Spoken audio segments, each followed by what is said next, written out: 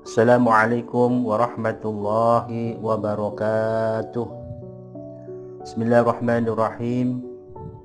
Alhamdulillahirabbil alamin wassalatu wassalamu ala asyrafil anbiya'i wal mursalin sayyidina wa habibina wa syafi'ina wa qurrati a'yunina sayyidina Muhammadin wa ala alihi wa ashabihi ajma'in. La haula wa la quwwata illa billahil aliyyil azim. Amma ba'd. Saudara-saudara kaum muslimin dan muslimat yang dirahmati oleh Allah Subhanahu wa taala dimanapun berada. Segala puji bagi Allah yang maha mulia lagi maha pengampun, yang mau membentangkan tangannya di siang hari agar orang-orang yang berdosa di malam hari mau bertobat kepadanya. Dan Allah yang mau membentangkan tangannya di malam hari agar orang-orang yang berdosa di siang hari mau bertobat kepadanya. Salawat dan salam semoga selalu dilimpahkan kepada Nabi kita, Rasul pilihan Nabi akhir zaman, Nabi Muhammad SAW, juga kepada keluarganya dan sahabat-sahabatnya yang setia kepadanya hingga akhir zaman, ila yaumil qiyamah. Allahumma amin ya rabbal alamin.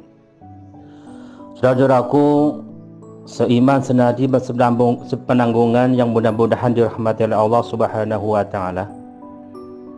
Saudaraku, dulur-dulur kabeh yang dirahmati Allah, bagaimana kabarnya? Masih betah-betahkah di rumah? Kita memang dituntut sabar saat ini. Taati dulu apa yang harus kita ikhtiarkan pada hari ini. Pesanku yang pertama, tenang dan sabarlah di rumah. Nomor dua, hindari kerumunan orang-orang banyak. Nomor tiga, tetaplah setia dengan maskermu kemana kamu pergi. Dan nomor empat, pesanku, jangan lupa selalu cuci tangan. Percayalah, diam di rumah dengan niat beribadah pasti akan berpahala. Diam di rumah dengan belajar pasti akan tetap produktif. Dan diam di rumah dengan tetap bekerja tentu akan tetap menghasilkan. Apalagi diam di rumah dengan berpuasa, bertarawih, bertadarus, tentu pahalanya pun akan berlipat-lipat ganda dari Allah Subhanahu wa taala. Lalu apa sih sebenarnya puasa itu? Ibadah puasa merupakan ibadah gabungan dari dua unsur, jasmani dan rohani. Inti dari ibadah puasa adalah pengendalian diri. Wujud fisiknya adalah menahan makan dan minum, dan wujud rohaninya adalah menahan hawa nafsu kita. Dan di saat ini kita sedang diuji oleh Allah Subhanahu wa taala dengan adanya wabah virus corona. Maka tentu sangat berat bagi kita untuk melaksanakan perintah Allah ini, khususnya bagi orang-orang yang memang lemah keadaan ekonominya, apalagi kalau sudah lemah keimanannya. Maka dari itu dalam ayat kursi dijelaskan bahwa inna idhamil jazai ma'an idhamil bala'i, bahwa besar kecilnya pahala dari Allah dihitung dari besar kecilnya bilai atau cobaan yang diterima olehnya. Maka ibadah puasa itu akan sulit dilakukan oleh orang-orang yang memang lemah imannya, apalagi saat-saat ini sedang menghadapi wabah corona di tengah-tengah kita. Lalu apa tujuan agama kau mensyariatkan puasa pada umatnya? Atau lebih tepatnya, apa tujuan Allah mewajibkan puasa pada hamba-hambanya? Tentu saja Allah mempunyai maksud dan tujuannya. Itu melalui puasa Ramadan ini Allah ingin menguji sekaligus melihat kualitas dan kadar keimanan kita. Apakah masih 24 karat keimanan kita? Apakah sudah berubah 20 karat? Atau malah justru sekarat? Mungkin bersahur, kita sahur bersama dengan keluarga masih 24 karat. Begitu pagi jam 8 sudah berubah menjadi 20 karat. Begitu jam 9 kita tensi sudah 10 karat. Wayah duhur tinggal sekarat, Masya Allah, bisa saja. Tapi bagi orang-orang yang beriman, seberat apapun itu perintah Allah, tak akan jadi beban manakala muncul pada dirinya kesadaran dan ketaatan akan perintah Allah. Apalagi bila dikembalikan pada tujuan awal dari kita puasa adalah la'allakum tattaqun, supaya kita semua itu jadi orang-orang yang bertakwa. Inna akramakum indallahi atqakum. Tapi Allah Maha Welas, Maha Asih pada hamba-hambanya. Artinya apa? Seberat apapun itu perintah Allah, Allah pasti akan memberikan rukhsah atau keringan pada hambanya. Seperti dalam Al-Quran sebutkan, la yukallifullahu nafsan illa wusaha. Allah tidak akan membebani pada hamba-hambanya kecuali sesuai dengan kemampuannya. Lalu bagaimana ibadah yang baik atau diterima oleh Allah Subhanahu wa taala? Yaitu ibadah yang diniati karena Allah dan sesuai dengan tuntunan baginda Kanjeng Nabi Muhammad sallallahu alaihi wasallam sebagai utusannya. Contohnya dalam ibadah puasa ini. Ibadah puasa dalam agama Islam adalah bersifat tauqidiyah, paten, tidak boleh menambah atau mengurangi dari apa yang telah ditentukan oleh baginda Rasulullah Muhammad sallallahu alaihi wasallam. Makanya ibadah puasa Ramadan ini sangat nyentrik. Ibadah di mana syaratnya perkara yang membatalkan puasa dari dulu kala zaman Kanjeng Nabi sampai sekarang tetap enggak berubah. Artinya apa? Baik buruknya ibadah bukan dari ukur dari banyak atau sedikitnya amal, tapi nilai keikhlasan dan sesuai dengan tuntunan Nabi kita Muhammad sallallahu alaihi wasallam. Dengan kata lain, Islam itu sebenarnya gak sulit, apalagi mempersulit umatnya. Lawang tinggal mencontoh praktek Rasulullah Muhammad sallallahu alaihi wasallam. Bagaimana Kanjeng Nabi sholat, bagaimana Kanjeng Nabi puasa, kita tinggal mencontoh dan menirunya. Itu Islam. Ada 3 kasus dalam hal ini yang terjadi pada zaman Rasulullah Muhammad sallallahu alaihi wasallam yang ada kaitannya dengan ibadah. Tepatnya ada 3 orang sahabat Kanjeng Nabi yang datang sowan ke dalamnya Rasulullah Muhammad sallallahu alaihi wasallam. Pas kebetulan pada saat itu Kanjeng Nabi nggak ada di rumah, sehingga yang menemui adalah istri beliau itu Dewi Aisyah radhiyallahu anha. Ketika sahabatnya itu datang di tengah tujuan apa? Dia matur pada Aisyah, ya Aisyah, tolong kabarkan kepada kami tentang bagaimana ibadah Nabi, apa amalan-amalan yang dilakukan oleh Nabi yang belum pernah saya dengar dan belum pernah saya lihat. Akhirnya Dewi Aisyah itu menjawabnya, wahai sahabatku, pada setiap malam hari beliau Kanjeng Nabi pasti ia bangun dari tidurnya dan dia tidak lupa sholat 2 rakaat.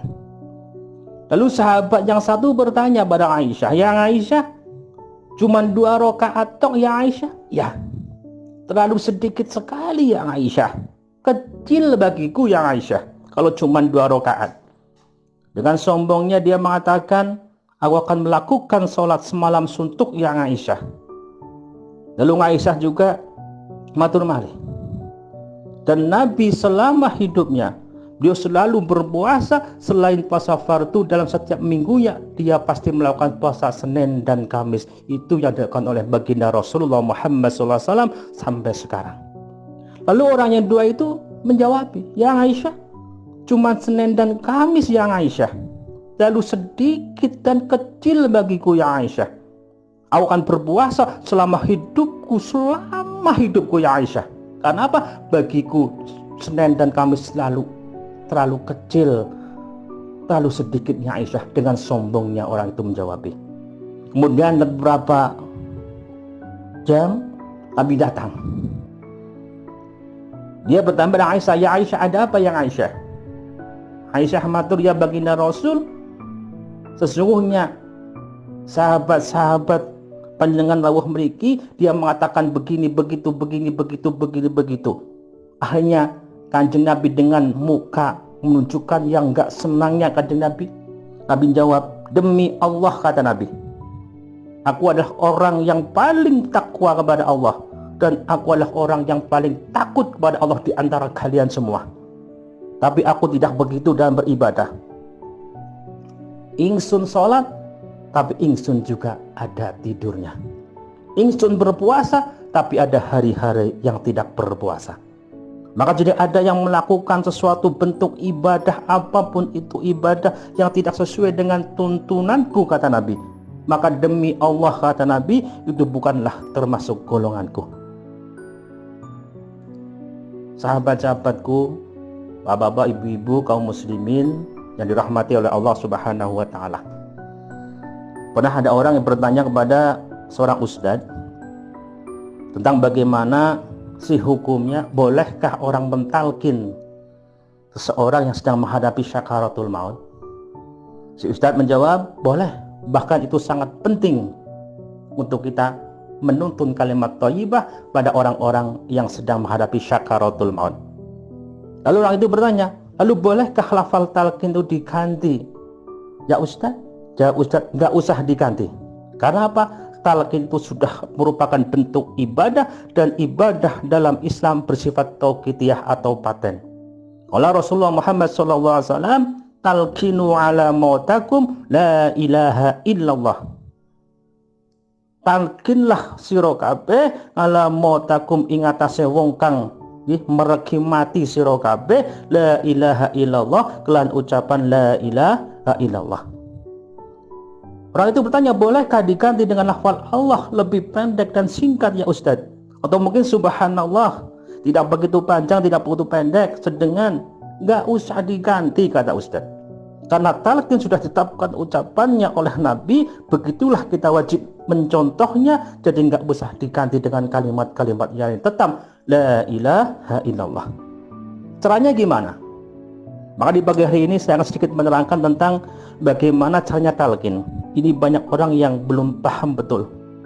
Yang pertama, tolong, kalau ada orang yang sedang mengalami syakaratul maut, jangan ditinggal begitu saja. Ingat itu. Karena apa? Sesungguhnya pertempuran setan sampai pada detik-detik terakhir seseorang menjelang kematiannya, semacam itu. Allah telah menjelaskan Al-Quran, inna syaitana lakum aduwwum mubin. Sesungguhnya setan bagi kamu sekalian adalah musuh yang nyata. Betul, setan benar-benar ingin menjadikan seorang yang beriman, seorang ahli ibadah, menjadikan bagaimana caranya agar di akhir hayatnya dia mati dalam keadaan murtad, dalam keadaan su'ul khatimah, na'udzubillah min dzalik. Dalam suatu kitab diceritakan bahwa pertempuran setan konon sampai pada detik-detik terakhir menjelang kematian seseorang. Ada cerita adalah Abu Zakaria Az-Zahid. Beliau bercerita suatu ketika dia diberi kabar bahwa teman beliau di suatu tempat itu sedang mengalami sakit yang begitu parahnya sakitnya. Akhirnya beliau sahih masyahid berusaha menyempatkan waktunya untuk tilik kepada sahabatnya sedang menghadapi sakit begitu. Ketika sampai di situ, betul sahabatnya dengan sedang menghadapi syakaratul maut. Akhirnya dengan tekad bulat, Imam Syakari Asy-Syahid itu menuntun kalimat thayyibah la ilaha illallah di telinga kanan sahabatnya. Ya sahabatku, tirukan lafaz la ilaha illallah ya sahabatku. Tapi apa? Tiba-tiba Abu Syakari Asy-Syahid itu dibuat kaget, dibuat resah, khawatir. Kenapa? Setelah ia tutun kalimat la ilaha illallah sampai 3 kali, sahabatnya memalingkan wajahnya, bahkan dia malah mengucapkan kata-kata la, tidak. Masya Allah. Tapi setelah siuman, dialah kanthi kesaripun Gusti Allah, sahabatnya beberapa jam diparingi siuman oleh Allah Subhanahu wa Ta'ala, sakit hidup lagi. Nah, disitulah timbul tanya jawab antara Abu Zakaria dengan sahabatnya yang nembe mawon menghadapi syakaratul maut. Imam Abu Zakaria bertanya, ya sahabatku, ya sahib, kenapa ketika kok panjenengan saya tuntun kalimat thayyibah la ilaha illallah, kok panjenengan memalingkan wajahnya bahkan mengucapkan kata la, tidak? Sahabat matur, ya sahabatku Abu Zakaria Az-Zahid, dengan jelas saya mendengar di telinga saluran saya dengan nutun kalimat la ilallah, saya dengar. Lalu kenapa saya memalingkan wajah saya dengan ucapan la, ucapan tidak? Karena bersamaan panjenengan nutun kalimat la ilallah, di telinga kiri saya setan datang dengan menawarkan air putih gelas. Maka langsung saya tolak la dengan memalingkan wajahnya kepada panjenengan. Nomor 2, Saya malingkan wajahnya dan ucapan la itu apa? Karena bersamaan panjenengan nun kalimat la ilaha illallah di tengah tangan saya, di tengah kiri saya setan datang. Dia menawarkan, mengatakan kepada saya, tolong akui dan ucapkan bahwa Isa itu anak Allah. Saya jawablah. Dan ketiganya, kenapa saya kau mengucaplah dan memalingkan wajahnya darimu ya sahabatku Abu Syakaria? Karena bersamaan panjenengan nun kalimat la ilaha illallah, bersama itu bola setan datang dari tengah kiri saya, dan saya dituntun supaya mengucapkan tiada Tuhan. Maka saya jawablah dengan memalingkan wajahnya. Begitulah pentingnya talqin ketika seorang sedang menghadapi syakaratul maut. Karena pada saat-saat menjelang detik-detik syakaratul maut itulah setan akan berusaha menembus agar supaya orang sing mati ku mau mati dalam keadaan su'ul khatimah. Maka tolong jangan ditinggalkan orang-orang yang sedang menghadapi syakaratul maut. Sering kita dengar atau kita lihat ucapan orang-orang yang lagi menunggu orang yang sakit. Nih, capek lah, kok nggak mati-mati yo, tinggal adus disit lah, tinggal maam disit lah. Tolong jangan. Balik terus dampingi orang-orang yang sedang syakaratul maut tersebut dan jaga dia, jangan tinggalkan begitu saja. Tolong kasihin dia, berilah dia penghormatan di detik-detik terakhir dengan cara apa? Ditunggu, jangan sampai ditinggal lungah. Caranya gimana? Cara kita mentalkin orang yang sedang syakaratul maut begitu, di kuping sebelah kanan tuntunlah ia dengan kalimat la ilaha illallah pelan-pelan. Lalu biarkan dia mencerna dulu kalimat la ilaha illallah. Jangan buru-buru, ayo la ilallah, ayo, jangan.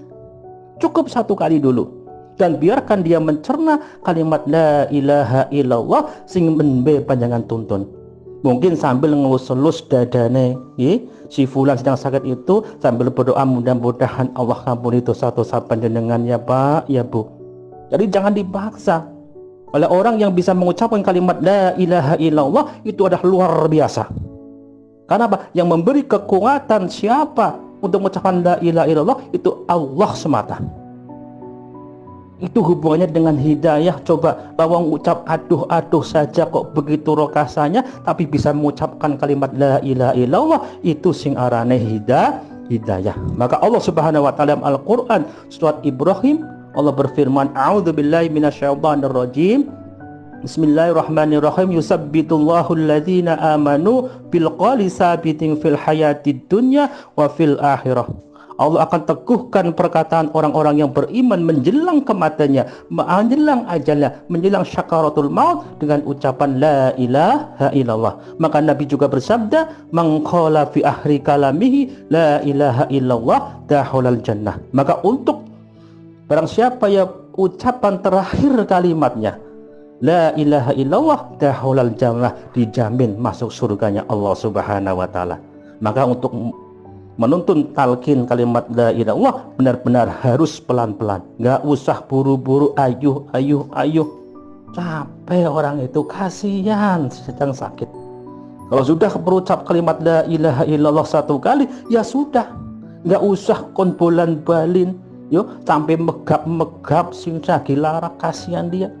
Kecuali jika si fulan sedang sakit, begitu kok sampai tutun la ilaha illallah kok langsung undang-undang bapane, biunge anake lah, supaya diulang talqinnya dengan lafaz la ilaha illallah. Pokoknya usahakan di akhir kalamnya orang sedang sakaratul maut, di akhir kalamnya dengan ucapan la ilaha illallah. Mudah-mudahan menerangkan pada pagi ini, mudah-mudahan bermanfaat bagi kita semua. Begitulah ajaran agama lewat Kanjeng Nabi tentang bagaimana pentingnya kita menuntun talqin pada orang sakaratul maut agar mereka mati dalam keadaan husnul khatimah. Sekali lagi saya pesan pada panjenengan sedaya, para muslim muslimat, tetaplah diamlah di rumah dengan tenang. Insya Allah diam panjenengan adalah membantu pemerintah dalam mengurusi urusan kasus virus corona tersebut. Setidaknya akan mempermudah para medis dalam menangani virus corona tersebut. Dan mudah-mudahan diam panjenengan dengan niat ibadah asal ridhonipun Allah Subhanahu wa taala. Sekali lagi, wabillahi taufik wal hidayah wal inayah. Wassalamualaikum warahmatullahi wabarakatuh.